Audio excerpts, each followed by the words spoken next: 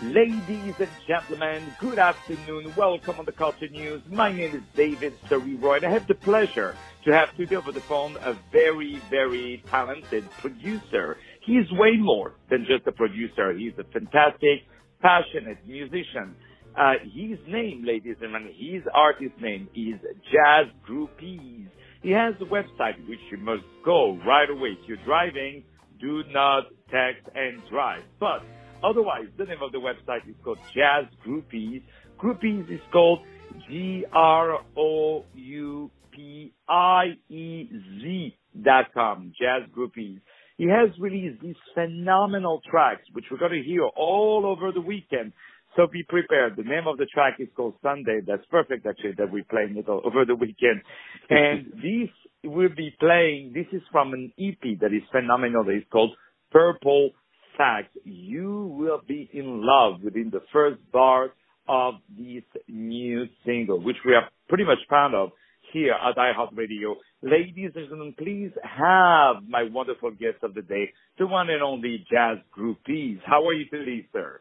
I'm good. Thank you for having me. Thank you. Listen, it is a pleasure having you over the phone. First of all, I really love your music. I always said that rap, hip-hop has a strong connection of jazz because the way people, artists, express themselves of hip-hop, of rap, this is how they were expressing themselves in the jazz genre back in the days. So, you know, this improvisation, the bebop thing, there was the free form that you find in the rap. So I'm always very excited when I finally hear a producer as talented as yourself who has understood the mix of both. So congratulations. Absolutely. Really. So first of all, I would love to ask you, tell us where you're from and how did you start music? I'm from Beaumont, Texas, a little small town right between Houston and the Louisiana border. We're kind of got the best of both worlds, a little bit of Houston flavor, a little bit of Louisiana culture. And I thought in music, my dad was a singer in the choir. He was a minister, but he's also a singer in the choir. He traveled a lot with mass choirs locally with our church, and he collected a lot of jazz albums. I mean, he almost forced them down our throats on the weekends. So that kind of started my love for jazz and music. And then my older sisters, we grew up in the 90s, so they also had a big love for, you know, R&B music as well. So that mixture of jazz and R&B and then hip hop coming right behind all that, it just basically started my love for music. I was also in a band too. I was in a marching band for a little bit. I got kicked out because I wanted to do my own thing. So that's just basically how my roots started with music. And let me tell you, it took you to a very, very well level. So now tell us about your love for jazz music, because I think you are pretty much a passionate of the jazz culture. Yeah, so I did production in early 2000s. I was a producer. I mean, that was my job. That was what I did right after college. And so I but I did a lot more of the hip-hop type music. I was in Houston, Texas, so Southern hip-hop was really big at the time. Master P, some of the people I did production with back in that time. But my love for jazz, I mean, I really after that 2003 period, I kind of took a little break, went and got a regular job, and I became a fan of music in that time. I sold all my production equipment, and I just became almost, if you want to say, a regular person. And I just listened to music, and I fell back in love with jazz again. You know, now we're talking late 20s. Early 30s, where you can really start to understand, you know, like, you know, and even to come around the world. And if there was no jazz, there would almost be no hip hop. So I started really looking at the two. You know, I was a big hip hop fan. So then I became a big jazz fan. And here I am now trying to fuse the two together like they should be. And yes, you know, I was so happy to hear you saying, you know, that there wouldn't be jazz, that there would be no hip hop, that I couldn't even find the button to bring on my mic. So I'm so happy to hear it. And I love actually, when we go on your website, which again is jazzgroupiez.com, groupies at the end is PIEZ.com. There is a shop section and there is this wonderful, photo, where you basically updated the one very famous where you see all the jazz masters on the steps in Harlem, I believe it was, and you updated it with all the new guys, in color. This is such really a great idea, and the canvas is definitely something you want to buy. So now tell us about who are your musical influences. Is there some artists that you enjoy more than others? Well, I mean, I grew up on, a lot of 80s and 90s R&B. So you start with Anita Baker. You could talk about all the greats, Robert Glasper, modern day greats, and then, Coltrane, Miles, Woodshaw Legacy. Just really deep. And then when you go into the hip hop world, Tribe Called Quest is one of my favorites. That was the first CD I ever owned, was Midnight Marauders. So, Tribe Called Quest, Jay Dilla, Mos Def, anything in that hip hop, that soul, that jazz genre, that was me. That's my influences. And you're doing that really well. And we can feel all of that actually in the sound, because there is like a strong foot in, I would say, the old school, and one foot in the modern, and all of that is surrounded with some urban colors. Is that part of your, I would say, your process as a producer to bring a little bit of all your musical origins and background in your music? Right. So, because when I started the Jazz Groupies website, I was still not a producer back in 2013. So I started the website as a fan after seeing a Robert Glasper show in St. Louis. It was my first Robert Glasper show, and I just fell in love with him and his sound, and I was already a big fan of his. So I started to think, throughout the process of building the website, how can we get the younger generation to appreciate jazz without shoving down their throats all the stuff that happened in the 50s and the 60s? How can you get that and modernize it and gain interest while also still teaching?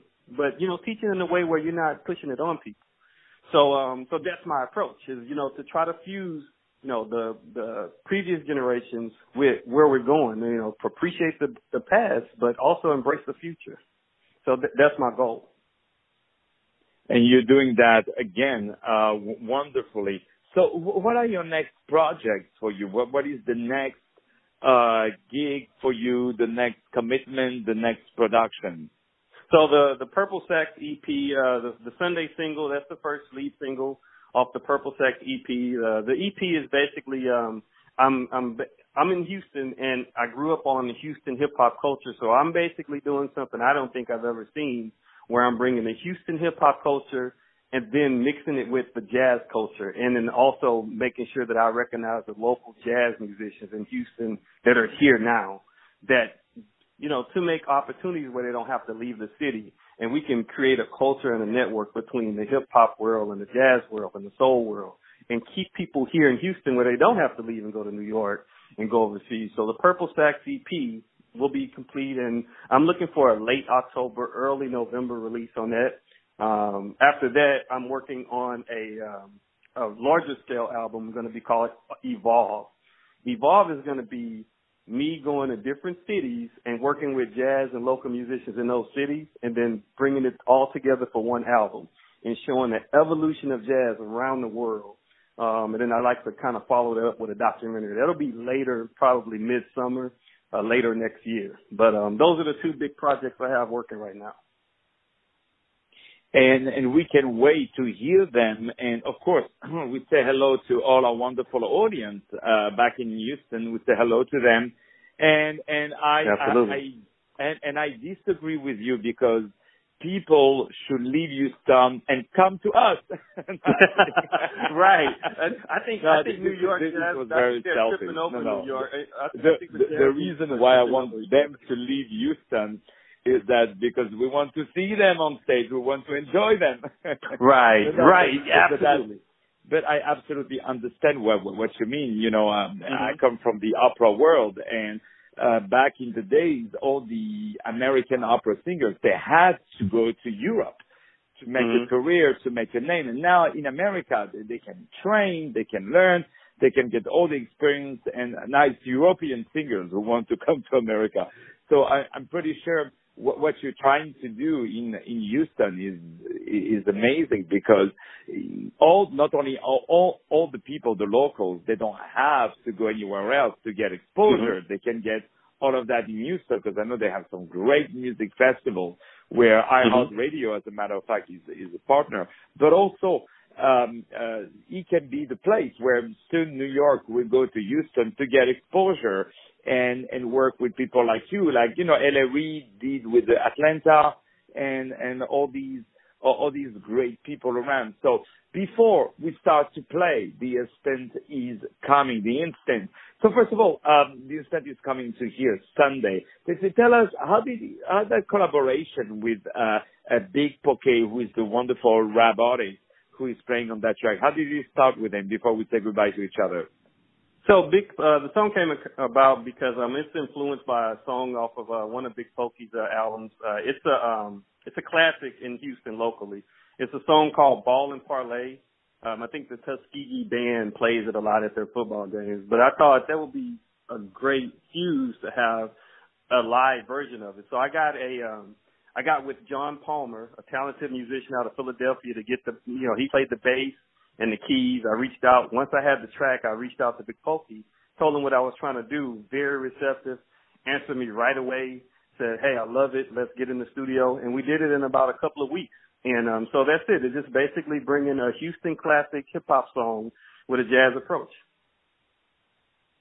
Well, we definitely can wait to hear more. And yes, he was right. And we say hello to this artist, who is absolutely wonderful. And I meant Big Pokey. Big Pokey, by the way, is spelled Pokey. Ladies and gentlemen, my name is David Serero. I had the pleasure to have today over the phone the very, very talented producer, Jazz Groupiez. Check his website, jazzgroupiez at the end, put IEZ.com. He has done this wonderful single called Sunday, which we are playing right now, part of an EP called Purple Sax. And the name of the rap artist, who is absolutely phenomenal, really beautiful voice, called Big Pokey. Ladies and gentlemen, right now, Sunday. Thank you very much.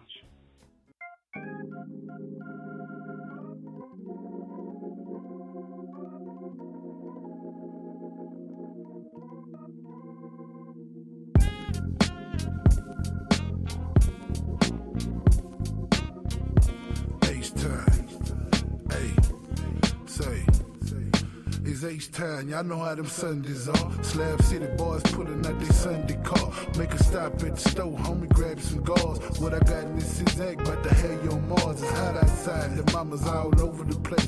Drink something, ice up the Yeti, pour up a taste. Louis tennis matching belt, that's the go on my waist. One thing about some money, I'ma load up the safe. It's rapes and 550s in front of the club. Crawling out the parking lot with one of them girls. They popping in my city, it's home tonight. I'm trying to take something home tonight. Know what I'm saying?